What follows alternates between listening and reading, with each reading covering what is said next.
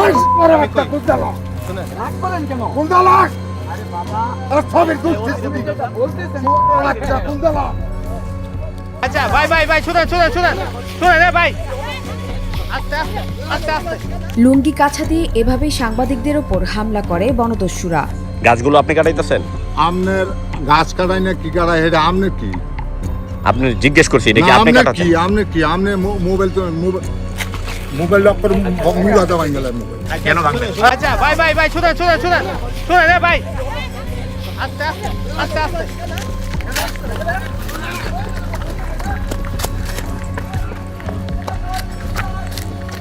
গাজীপুরের কাপাসিয়ায় শতাধিক গজারি গাছ কেটে লুটপাটে ব্যস্ত ছিল বনদস্যুরা। আর এই ঘটনার ভিডিও ধারণ করতে গেলে স্থানীয় এসব বনদস্যুদের হামলার শিকার হন 3 সাংবাদিক। 4 নভেম্বর বিকেল 3:30টার দিকে উপজেলার রায়েদ ইউনিয়নের ভুলেশ্বর গ্রামের পারিটেক এলাকায় এই ঘটনা ঘটে।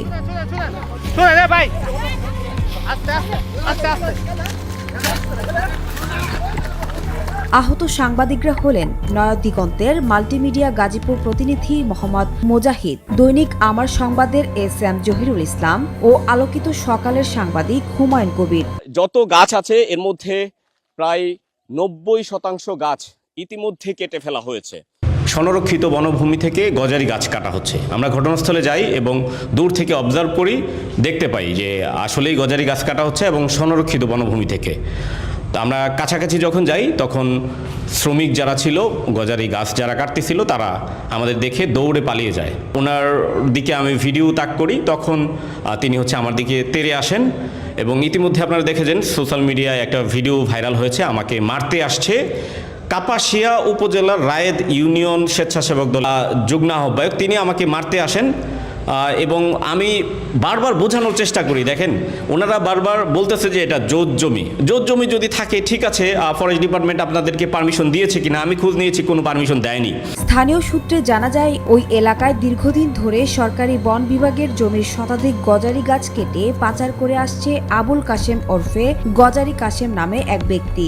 তাকে শেল্টার দিয়ে আসছেন কাপাসিয়া উপজেলা স্বেচ্ছাসেবক দলের সদস্য সচিব সিরাজুল ইসলাম। বিগত দিনে কোনো সরকারের আমলে এভাবে ওপেন দিনের বেলা কখনো এভাবে গজারি বন কেটে উজাড় করা হয়নি।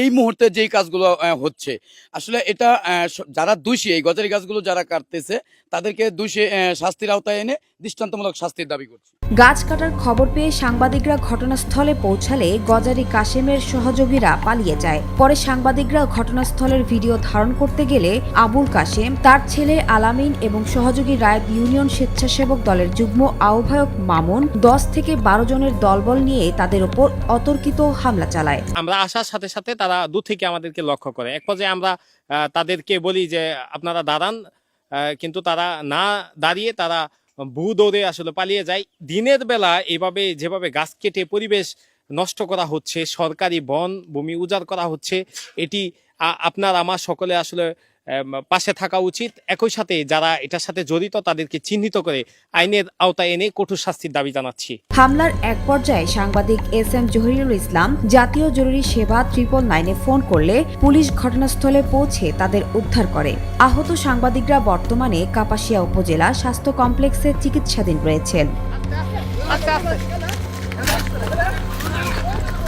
এ বিষয়ে কাপাসিয়া থানার ভারপ্রাপ্ত কর্মকর্তা ওসি আব্দুর রব জানান, সাংবাদিকদের উপর হামলার ঘটনায় অভিযুক্ত 3 জনকে আটক করা হয়েছে। পরবর্তী আইনগত ব্যবস্থা প্রক্রিয়াধীন। সেটি ভিডিও ধারণ চেষ্টা করলে তাদের কাশেম, আলামিন, মামুন সহ হামলা করে আহত করে।